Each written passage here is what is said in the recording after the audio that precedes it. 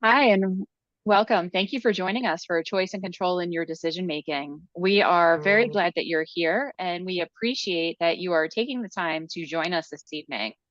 We're going to give it just a minute for everyone to join us and get connected and let their audio connect.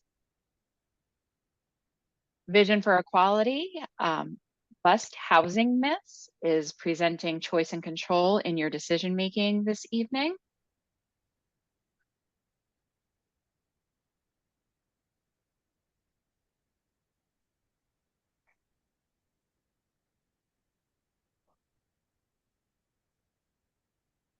Harry, I'm admitting people as we go.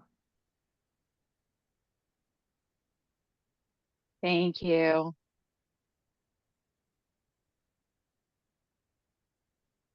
So your chats this evening will just come to your hosts and co-hosts.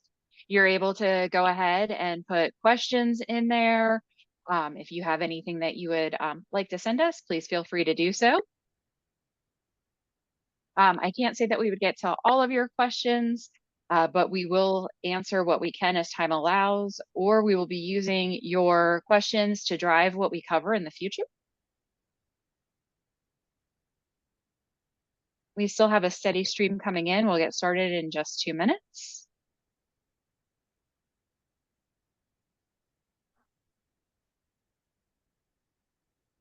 And Again, go ahead.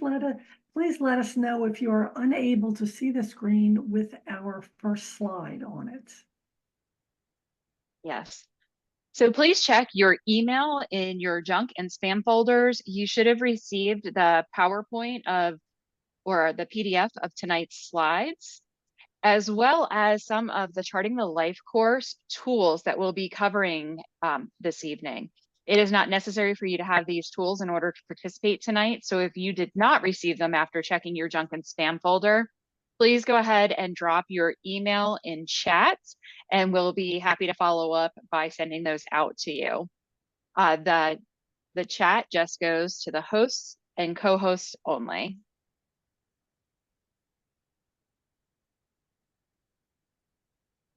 Okay.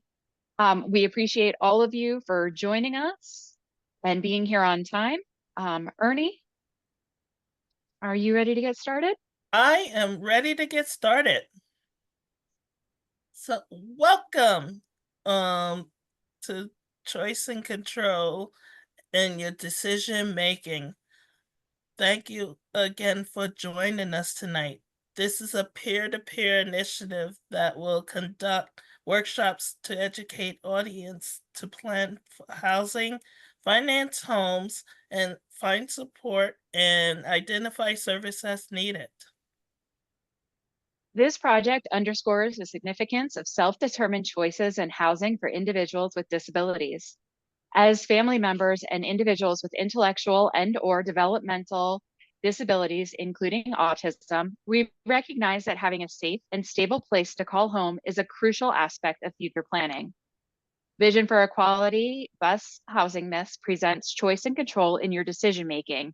This is a project funded by the Pennsylvania Developmental Disability Council. We are so glad you're here. Let's get started.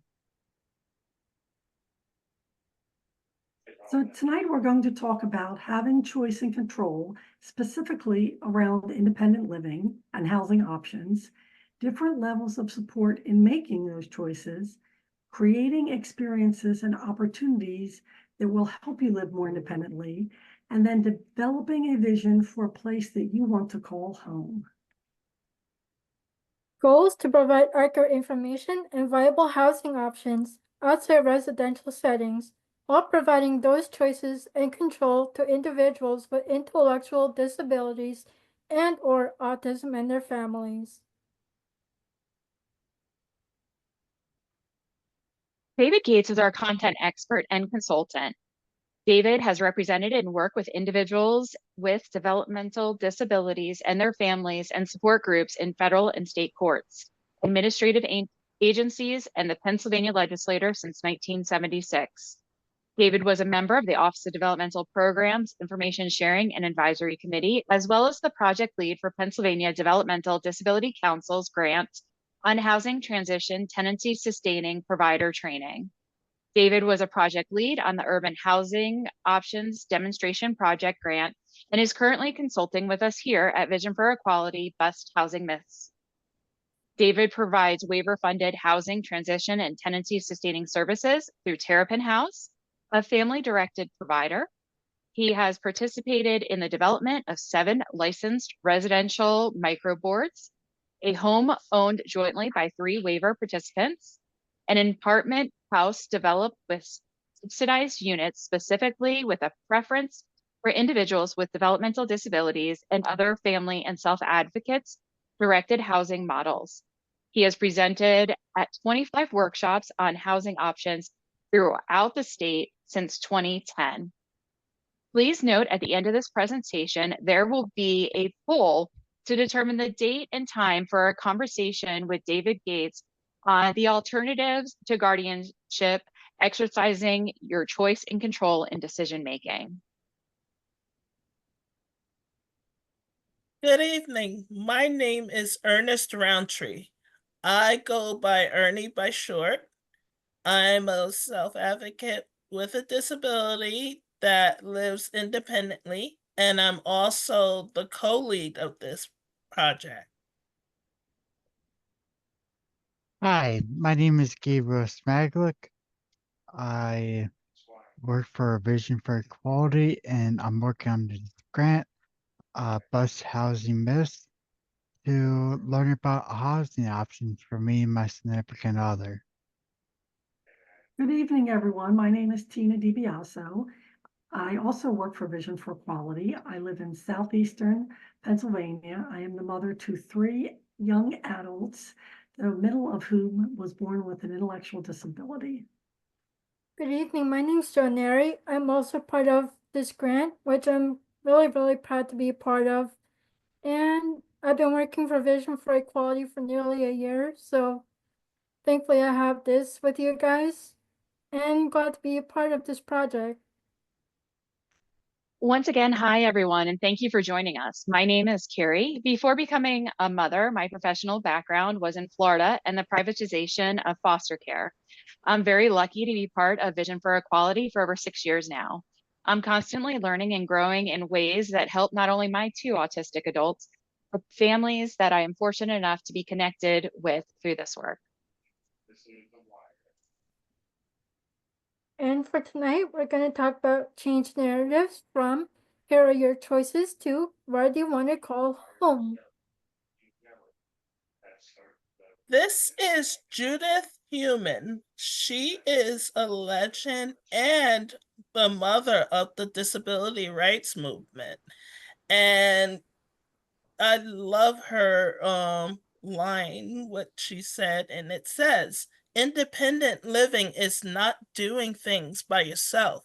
It is being in control of how you want things done.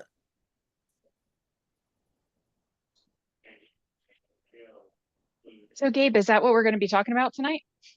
Yes, absolutely. And here is a lovely video that I did, and I hope you enjoy and get a positive message from it. Hi, my name is Gabriel Smaglick. I always had to go on living on my own. Sometimes living on your own can be scary. Others are dealing with many of the same emotions, thoughts, and feelings. We can have a go living on our own and still feel confused, like not knowing where to start. I know I do. So let's address some barriers.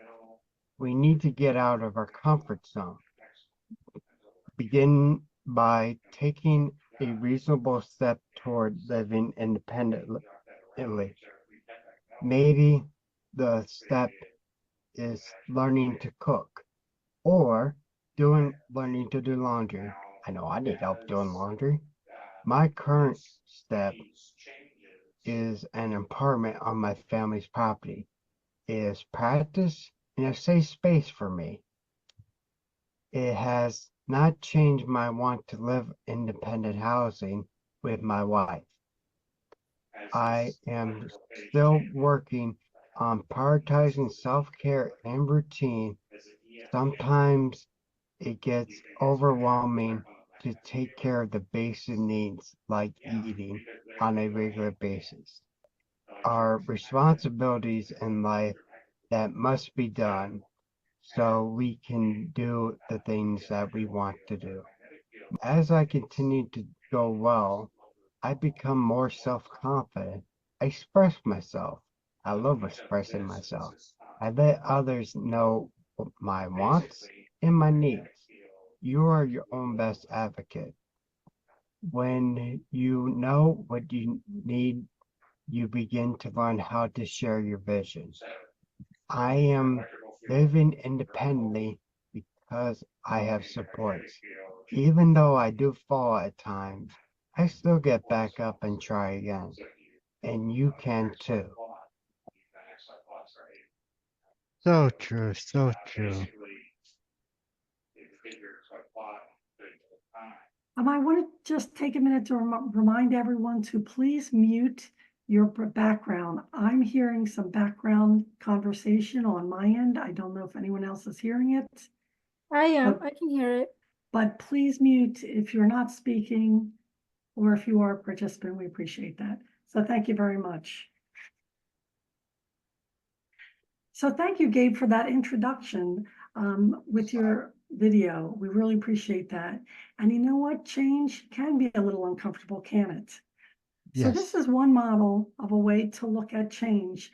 So I know when I moved about 20 years ago from one town to another town, it was difficult because I left a lot of really nice neighbors behind. I really liked the neighborhood that I was living in. And when I moved initially, I felt very uncomfortable, kind of lost in my new neighborhood because I didn't know anybody. So I went from the comfort zone to kind of the neutral zone, not quite feeling totally certain that I had even really made the best decision. But then I started to meet the neighbors in my new neighborhood, make friends, get involved in my new community. And then my life felt really much better. And I felt like I belonged in my new neighborhood, in my new town. How about you, Gabe?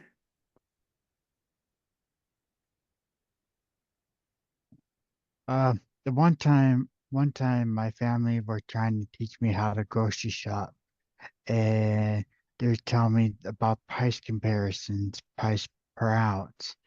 It was kind of uncomfortable because I would sit there and push the cart, but Nutrizone was for me learning how to grocery shop.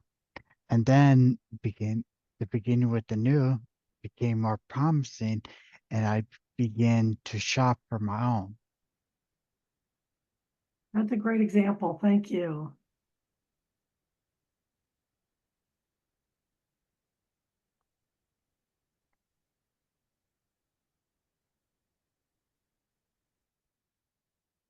So everyone has the right to express thoughts, ideas, and feelings. Like anyone else, individuals living with disabilities have likes and dislikes. Joan, who knows what you want and what you do not want? For myself, I know what I want. Maybe I want to live on my own someday. Maybe I want to have a family someday. Maybe I want to move out of state one day. That's pretty much my choice of freedom if I get independent one day and be able to save up for myself. So pretty much I know myself best if I want to share my likes and dislikes with all my friends or family. And it's really important we have a good vision for life with choice and control. So do you use something to keep track of your vision?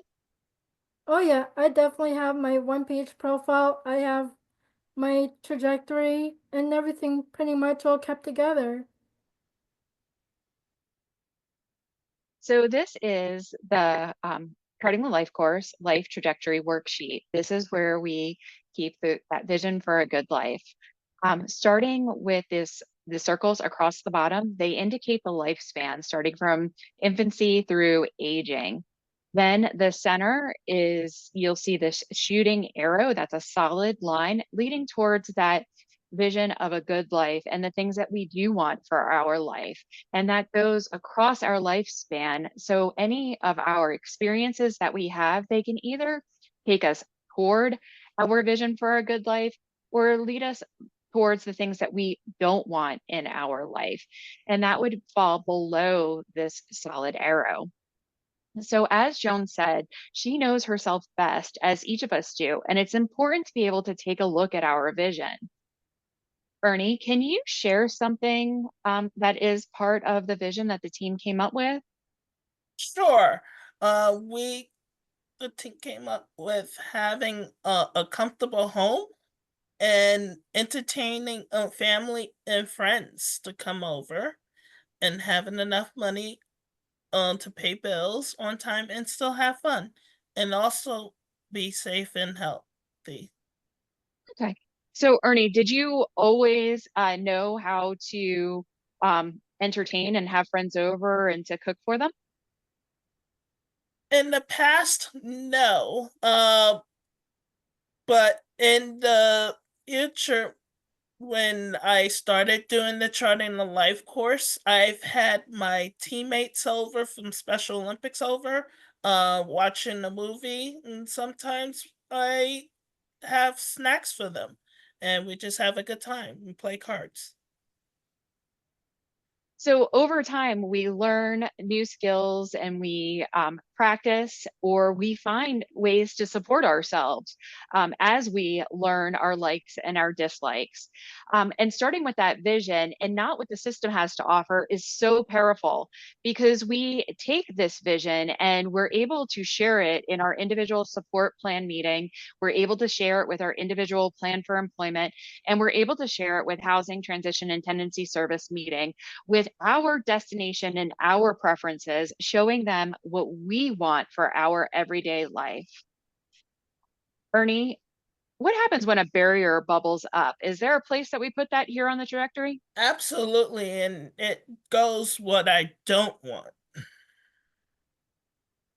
So is there anything that resonates with you under what you don't want that the team came up with? One of them is being unsafe. Sometimes, when we go out there, we're putting ourselves in danger and we feel unsafe going out there. And the other one was being told what to do. So across that bottom is where we're putting those concerns, maybe those things that didn't quite go the way we want it to go. And towards the end of this presentation, we are going to circle back and look at the skills that could be developed, possible use of assistive technology, or maybe it's the support of a family member or close friend, and possibly it's the service system. Before we move on, Joan, has the house you envisioned for yourself ever changed over time? Oh yeah, definitely. Maybe I want a small house. Maybe I want a little ranch home. So maybe a house for myself when I'm single, or even if I have a significant other to live with one day. Thank you for sharing. You're welcome. Let's look at self-advocacy and disability disclosure.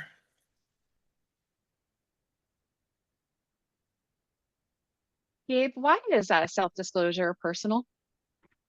Self-disclosure, disability disclosure is one of the most personal decisions you'll ever make, because one, when you're talking to the person, you're putting a lot of trust and also vulnerability of yourself towards the other person, because you're being vulnerable just so that way you can seek help or maybe ask someone for help with something. Gabe, has it been hard to decide how much to disclose to someone? Yes, I mean, sometimes it depends on who you talk to. You can disclose as much or as little as information as you're comfortable with. There's some people I disclose a lot more than other people, like emergency personnel. Ernie, is it safer to be known in the community by your neighbors and the people that work at the stores near you that you regularly go to? Absolutely. Sometimes when I go out, my neighbors see that I'm out. And then there are times when I'm not home or something, they haven't seen me out in a couple of days and they come by and check and see if I'm okay. And Joan, is it important to self-disclose in an emergency? Yes, I feel it's better to be safe than sorry, and letting the people know you and your community, especially the emergency personnel.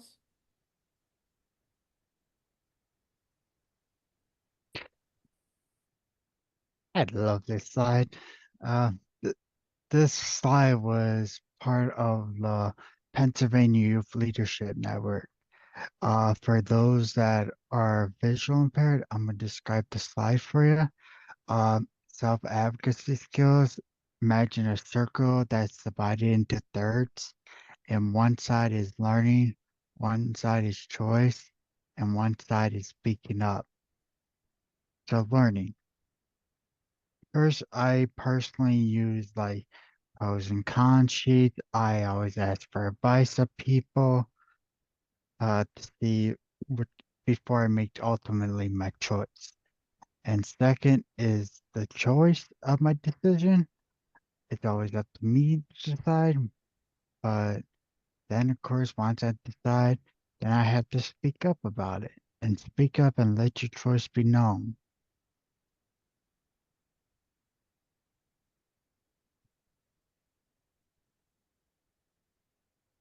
So on this slide, there's disability, I mean, the self-disclosure cards. That's a mouthful. There's one card that says I have autism. There's one card that says I have Down syndrome. I have intellectual disability. How to help me? Emergency contact. Well, a story I have is my brother Billy.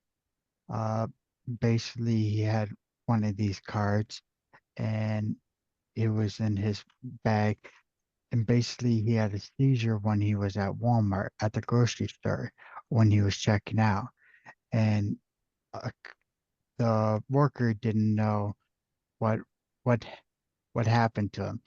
So she started saying, "Should I call 911 and stuff?" And she said, and then Bucky Billy's staff person was there. And showed him his disclosure cards and say he has a seizure disorder. He has intellectual disability. Thank you for sharing, Gabe. Yep, no problem. So all behavior is a form of communication. This is something that most of us have heard before. And too often, with the best of intentions, parents, family, friends, and caregivers might speak for the individual with disabilities for a number of reasons. It's faster, it's less stressful. The individual has asked us to. Others fear that the person they're communicating with just might not understand him or her. So, how do we help or encourage the communication in whatever form our loved one uses and help others to understand them? How do our loved ones express their wants and needs? And how do they let others know what they like and don't like? So there are so many different ways an individual communicates. Maybe it's using gestures or body language, informal or formal sign language, facial expressions. There's different types of noises that our individuals makes, and there's always going back to that behavior. So when an individual is known to somebody, we really are able to watch that behavior to try and figure out what that individual is telling us. So let's go on and talk about how we express ourselves. What's really important to remember is that you do not need to be verbal to live independently. So let's think about all the different ways people communicate. Some people write to communicate. A lot of people use some kind of technology.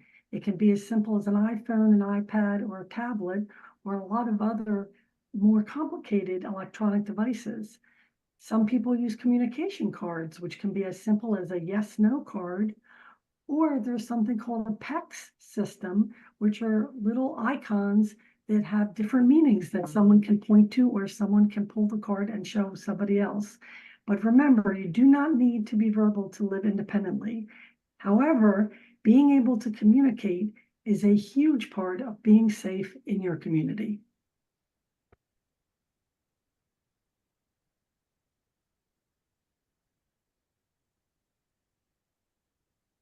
Sorry, I was just checking chat. So stay open to learning new ways to connect and communicate. Gabe, as Tina Yes, had mentioned, do you need to be verbal to live independently? absolutely not. You don't have to be verbal. It's just more. See, the one thing about the individual, especially for the other person trying to figure out what they want, is be patient and also be respectful of the individual. If what was trying to say is trying to get it out, then let them express it how they can. So what I hear you saying is what we have at the top of this slide, respect all forms of communication. Is that E- correct? Exactly. And also patience. Next, we will look at planning and tools.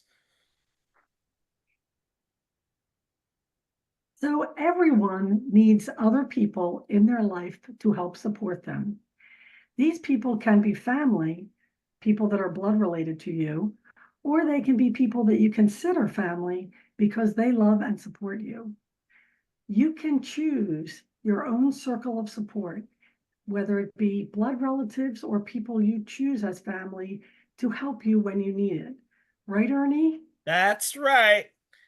I have a family of my choosing with my church family, my Special Olympics family, and it's expanding big. So these are the people, Ernie, that love, accept, and support you. This is your circle of support. Absolutely. So with or without a disability, we all need support. I had shoulder surgery and needed help with cleaning the house. It was such a relief to get that support. Joan, do you think it's important for others to be included in your plans for the future?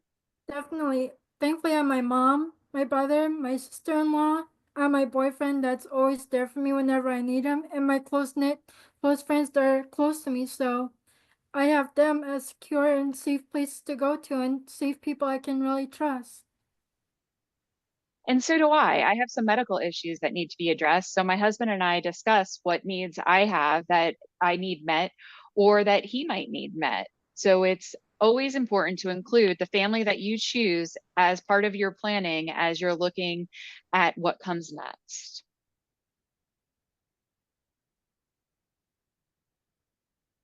You're muted, Tina. You made it, Tina. Here's a slide illustrating caring about and caring for. Lots of different people can fulfill these roles in your life. We need to think about who is fulfilling these roles now, and then who can continue to fill them in the future.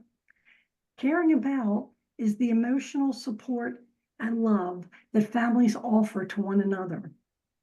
Caring for is the tangible day-to-day tasks that families provide to one another.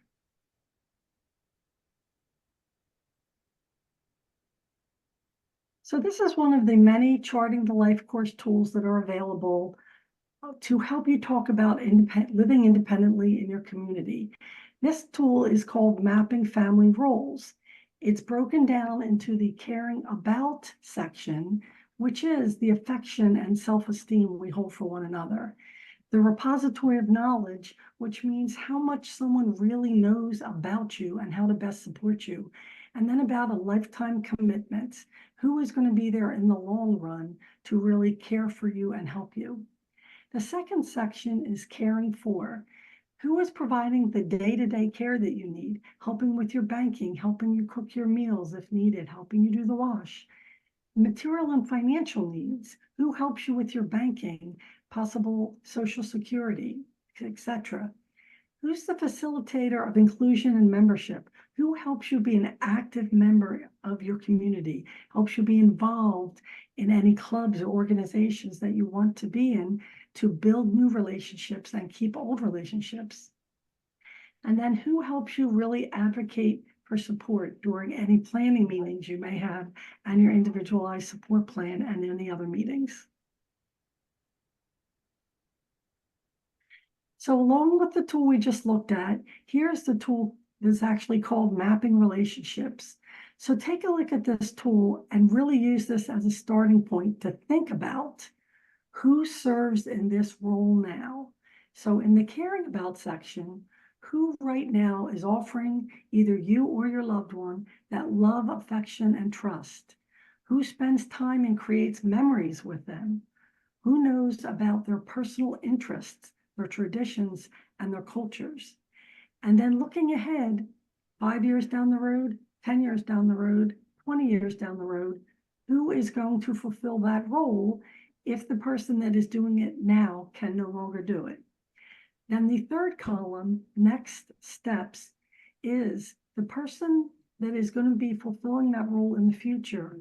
What are they going to need to know so that they can fulfill that role and really adequately care about and support the individual?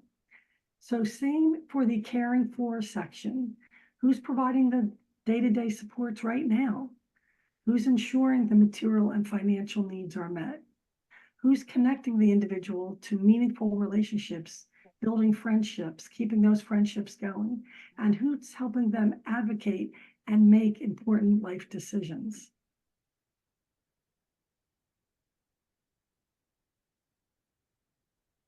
The next tool we're going to look at is called the one-page description.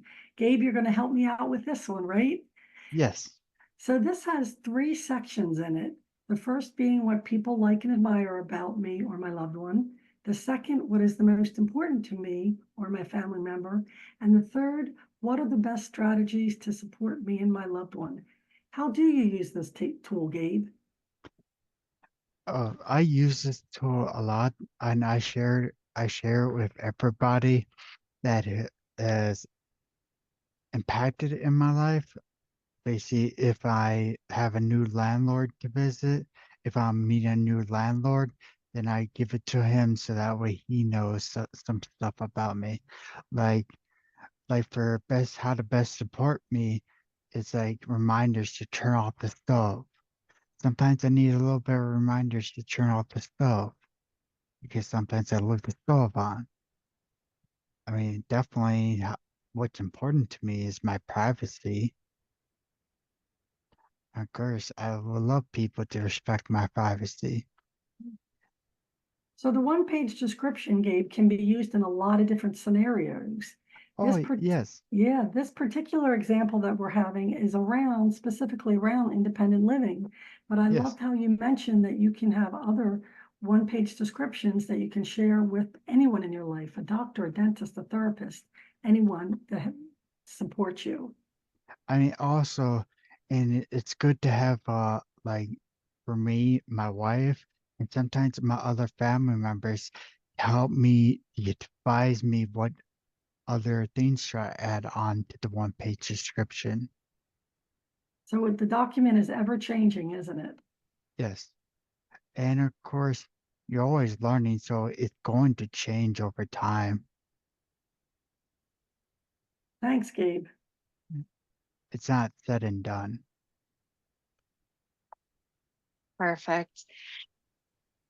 So like the one-page description and the mapping relationships, these were in your email. So if you check your spam and your junk folder, you should find the PDF of this evening, as well as those tools. This is another tool that was emailed out. It's Charting the LifeCourse, Exploring Decision-Making Supports and Tools. It is, we will be zooming in some on some of the questions. This is the page 1 of the tool. And this is page 2 of the tool. It is separated out by something called the life domains, which we'll go into in just a little part in a moment. That is the parts of a full life, and they all overlap each other. There are no right or wrong answers to any of these questions, and they're just sample questions to get us thinking about where we fall within our decision-making process and what supports we might need to make those decisions for ourselves. So these are the 3 category levels that we're going to be talking about tonight in reference to the tool that Carrie just mentioned. We're going to be using these 3 category levels as we discuss the next section of the workshop. First level, I can decide with no extra support. that's in blue. I need support with my decision with the purple icon. And then finally, I need someone to decide for me with the green icon. Let's work with our loved one and see where they fall in their ability to make decisions. So Carrie mentioned the life domains, the 6 life domains in the LifeCourse framework. We're not going to cover every single domain tonight as it relates to housing, but we are going to cover some of them. First one, daily life and employment. Next, community living. Next, social and spirituality. Then healthy living, safety and security, engagement, and advocacy. When you really think about your day-to-day life, everything you do 7 days a week, 365 days a year, it can fall into one of these domains. Sometimes, oftentimes, it actually intersects among more than one domain, as the domains do cross one another. So what we're going to look at is the help that you need in making decisions within each of these domains. Now let's look at the daily life and employment, and this consists of education, employment meaningful day, and individual and family life. So Ernie, do you plan what your day is going to look like? Yes, I do. I start out with waking up in the morning and sitting down and having a cup of coffee in the morning. And the first thing I look is around the house and I say, wow, that needs attention. So I start cleaning. And then after that, I make my grocery list and get ready to go grocery shopping. So you plan your day with no extra support, is that correct? That is correct. Do you keep your own budget and make plans on how that budget and money is spent? I need support with my decision because, I'm a spending fanatic. You know, I just need that encouragement of, all right, do you want that or do you need it? So everything within daily life and employment does not have to fall within the same support category, does it? Right, Will we have everything in the blue or everything in the purple or everything in the green? absolutely. So we can fall anywhere it is because there are no right or wrong answers. A daily life is to have choice and control over making likes and dislikes known on how you want to spend your day. Thank you, Ernie. Now we're going to be talking about community living, and it consists of living options, transportation, and neighborhood and community.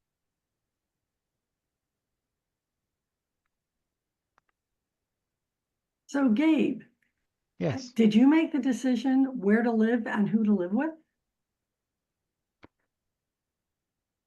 I mean, I can decide with no extra support, but I usually get advice from my significant other on her opinion of it.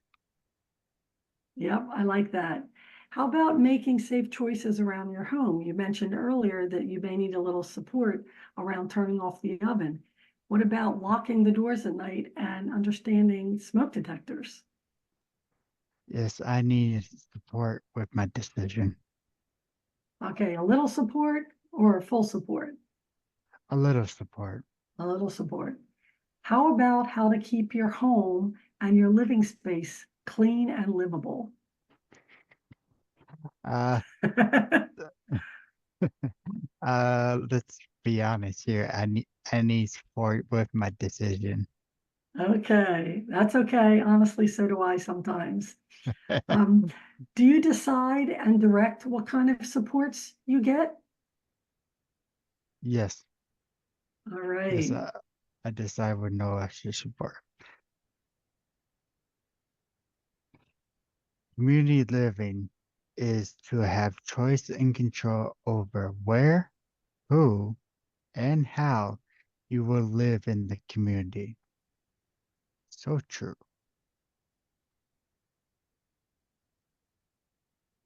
Joan, you're on Down mute. you're on mute. Oh, and now let's talk about wellness and self-care, comprehensive health, and long-term supports. That all falls under healthy living. Joan, Mhm. do you decide where, when, and what to eat with no extra support, with some support, or does someone else decide for you? Growing up, I always loved watching my mom, my dad, let's say my cousins, like my family cook. So once I watched them cook, I learned to cook myself most of the time. So especially I love making sour soups, especially when I'm down, like say when you come down with the cold, like during winter time or just during a rainy day, I love to make something for myself to eat. Right. And was that something that you were always able to do, or is that something that took practice and you had support with and that changed over time? It took a lot of practice growing up over my middle school and high school years. Like I learned to watch my mom, my dad learn how to cook, learn how to use the knives and forks, every tool in the kitchen, like sets. That way I learned how to use it myself also to make my own food. You've shared a little bit about your process for making medical appointments. Are you willing to share with us tonight? Oh yes, when it comes to medical appointments, I usually ask my mom when she's available to take me. We'll write down the date, like after once I call the doctors and the nurses. We'll set my appointments, and once that's finished, we'll just go straight to the appointment on whatever date is sent to me. So pretty much, yeah. And you've shared as long as the appointment's straightforward, you're able to go by yourself. But if it becomes complicated, what happens? Then my mom will sit in the conversation and listen, make sure I understand fully. If I don't understand like big words, big vocabulary from the doctors and nurses, maybe she'll understand better than I will. So we have a lot there that falls back between that you can decide with no extra support and that you can decide with some support. Would you say that's correct? Correct. And I'll sit by myself if I do understand the doctors and nurses by myself. Thank you for sharing that. That Yep. it's not always a clear-cut answer. Sometimes these fall in between different categories because as Tina and I have both shared, all of these overlap. So transportation goes into a medical decision, as well as the community living, whether or not we're able to take public transportation. All of these start overlapping. So there's a lot of different things that go into that consideration of which decisions we can do with and without support and how we get to live that whole full life. And healthy living is to make your mental and physical wellness, likes and dislikes be known. Next, let's look at the advocacy and engagement. And that consists of self-determination, advocacy and leadership, and community action. So Ernie, do you tell people what you want and what you don't want? Absolutely, I do, with no support, extra support. And do you choose whether to vote and who you're going to vote for? Yes, I decide with no support, but when I go into the poll, I give them a heads up that I have an intellectual disability, and the only thing they have to do is to make sure I'm okay and to point me to where to put the ballot in. Thank you so much. Safe, Safety and security consists of personal safety, public safety, legal, and financial. Tina, you're on mute. We're going to touch on this particular domain in much more detail in our November workshop. So tonight we'll just touch on it real quickly. But do I make plans in case of an emergencies? Gabe, what kind of assistance do you need with that? Well, I mean, in case of a fire emergency, we all just have support. I have support with my decision because we always discuss where's our spot where we're gonna meet, and we discuss our fire exit plans. And then, do I know and understand my rights? That's also a large topic that David Gates is going to be touching on a little later in the month of October. So Gabe, do you know who to contact if you feel like you're in danger or being exploited or being treated unfairly? Yes, I could decide with no extra support. And also, the thing about this, all these questions you're doing would tide us into our vision on the trajectory that we worked earlier, answering the concerns and the experiences that leads us towards our vision. Absolutely, Gabe, because if we're not safe and secure, then we can't really enjoy life in any of the other domains, can we? No, we can't. So they nicely brought us right back to our vision and our life trajectory worksheet from Charting the Life course. So earlier we went ahead and we filled out the vision for a good life, and Ernie shared some of the things that fall in the top right. And then some of the things that lead us towards those things that we do want in our vision for a good life, those are those experiences, those opportunities that we have given ourselves. Ernie, can you pick a couple of these to share? Absolutely. One is doing a daily home chore around the house. I love vacuuming the floor. So that's one of them. And then doing grocery and meal prepping to find out what I want to cook for dinner. So continuing to have that choice and control as part of our good life, part of that is learning about and having support with choice and control over time and practicing that. So that is something too that we've worked on. Has that been something that's been an area that you've practiced and you've been able to grow in? It is absolutely, I am growing from this. And it makes it much easier for me. So we also talked about those concerns that we had, and we put those in the parking lot. And there were things that Ernie shared with us that he was avoiding, things that he had happened in the past that he didn't want to see happen again. Are you comfortable sharing any of those? Sure. And one of them was being taken advantage of. That happened in the past. And miscommunication. Ernie, how often do you update your vision for a good life? I update it all the time when I learn things new or have a vision of what's next. If things go off track, do we throw this away? Absolutely not. You want to continue to fulfill that dream to get back in track to your own vision of a good life. Thank you, Ernie. Tina, is there anything here that you can add to help us tie it back into choice and control in our decision making specific to housing? Well, I like what Ernie said about you're going to fall off track a lot of points in your life, a lot of times in your life. And the important thing is to still keep your vision in mind, still continue to really build those experiences that will take you back to your vision for a good life. So thank you for sharing that, Ernie. We appreciate it. Now we're going to hear from David Gates. Well, I know this has been a lot of information, and you've heard a lot of information for the past 50 minutes, and I just want to let you know we're getting close to the end.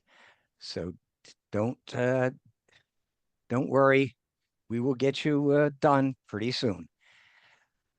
Now, as you've seen, Charting the Life course provides worksheets that you can use to write down information describing the things that make a good life for you. The next step is to take that information from your life course worksheets and put them into a planning document that the waiver uses to figure out what supports you need and how you will get them. And that includes supports that would help you find and keep a home of your own. That document is called the Individual Support Plan, or ISP. Now, the waiver will pay for many of the supports that you may need to plan, obtain, and maintain housing. And we will be doing an upcoming workshop that will cover waiver-funded supports and services. Now, the ISP does the following things that are necessary to get waiver-funded supports. It captures your housing preferences. Now, I'm talking specifically in terms of the housing component, where the ISP looks at a broad range of things that you want, what you need, and a variety of services. But in terms of housing, it captures your housing preferences. It contains your needs and goals. It states the supports needed to find and obtain housing. It also shows the support that you need to maintain housing once you get it. And we will continue to explore this topic, as I just mentioned, in a future webinar. Now, who develops this individual support plan? You are the head of the team that writes and develops your individual support plan. So to have choice and control over your housing, you need to make sure that your housing-related preferences and goals are included in your ISP. Now, the ISP is divided into several sections. We start with the section that is the individual preferences. That includes important to and important for the individual. And the important to are classified into those that the individual you feel are essential, things that listed that must be present in order to have a good life, or those that are strongly desired, which would contribute to your happiness but would not be detrimental if they were not present. We also want to review the section called What Makes Sense, and another section in the ISP called Health and Safety.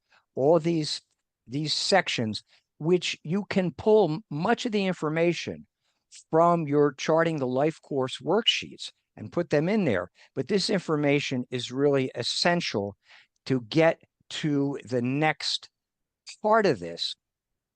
So next slide. Oh, I'm sorry. We'll also look at the like and admire. And this talks about what does the individual think someone needs to know to provide you with support.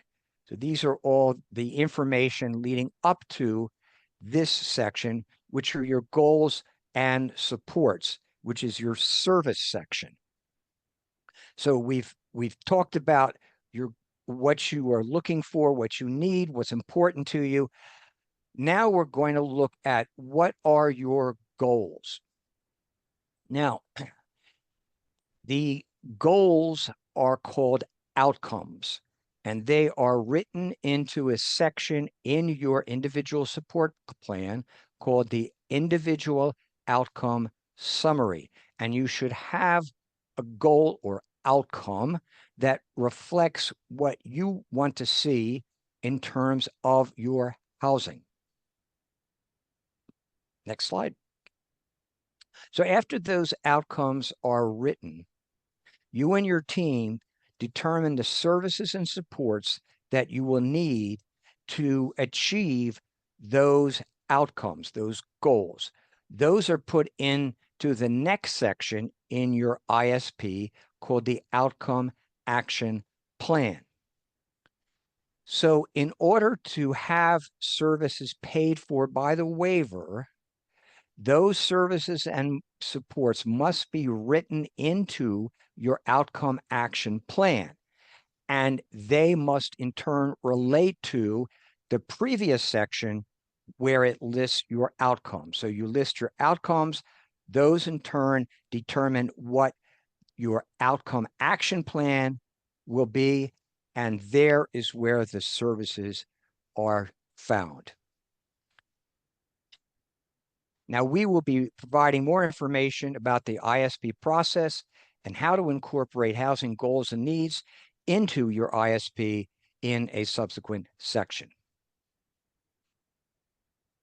Thank you. David is also willing to do a talk for exercising your choice and control, your options to guardianship.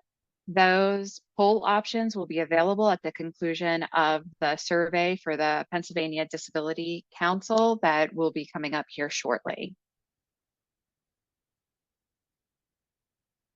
So the outcome from the Vision for Equality, Busting House Myths.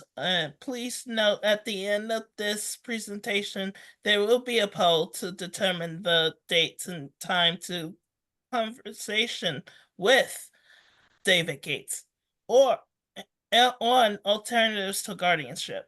Exercise choice and control. And this is what we're going to cover. We plan to cover how to look for housing that meets your health and safety needs. What do you need in your own home? What type of support do you need to be successful in your own home? Also, we're planning on to cover the diverse housing options across Pennsylvania, building and maintaining positive relationships, exploring assistive technology and remote support. And lastly, we plan to cover possible ways to pay for housing, a brief explanation of financial help, where to find your rights and responsibilities as a tenant or homeowner. So, And go ahead. now go ahead. So please take time to answer the survey. This is not a Vision for Equality survey. This survey is from Pennsylvania Developmental Disability Council and is outside our control. This is a satisfaction survey that is essential to us continuing to do this work and to bring the Vision for Equality House Mything Bus funded by Pennsylvania Developmental Disability Council to all of you. There is a in your email that you received within the PDF, that link is clickable, as well as using this QR code. And I believe I forgot to give Tina the link to put into chat, but I will be putting that into chat at the conclusion of the presentation.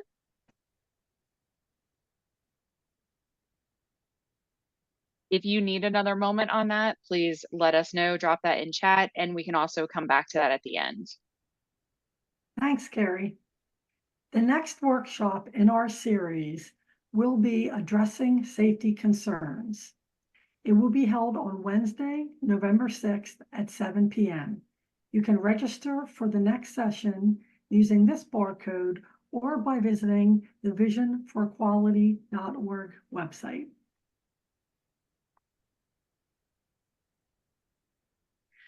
The email with the link for this evening, as well as with the PDFs for today, did have the link to that survey as well. And please join us for the Leadership by Individuals with Disabilities focus group, which will be held at Colonial Park, Harrisburg, Pennsylvania, Tuesday, October 22nd, from 5 p.m. to 7 p.m. at the Harrisburg Focus Group registration, which you can go on, which is on the QR code to the right. So make sure, please scan the QR code or go to our Vision Equality page. Join Vision for Equality for a focus group to talk about leadership by individuals with developmental disabilities. This opportunity is an in-person event for self-advocates, families, and allies to come and share their thoughts and ideas around community membership. A discussion will take place around barriers and solutions, with an emphasis on next steps, including a local leadership. This event is open to age 16 and older, $40 travel stipend, one per household, restrictions apply, late refreshments provided. The date will be Tuesday, October 22nd, time 5 p.m. to 7 p.m. Location will be at the East Shore Area Library, 4501 Ethel Street, Harrisburg, PA, 17109. Leading the Way, Advocates and Allies is a project of Vision for Equality made possible through funding from Pennsylvania Developmental Disabilities Council. Thank you, Joan. That was a mouthful. You're welcome. Well said. And please give us a call at 215-923-3349 or email us at grants@visionforequality.org or visit our website www.visionforequality.org. And thank you. Thank you again for joining us tonight. Thank you. And hopefully you guys have a good night tonight. And don't forget to do the survey. Please. Thanks, everybody. Thank you, everyone.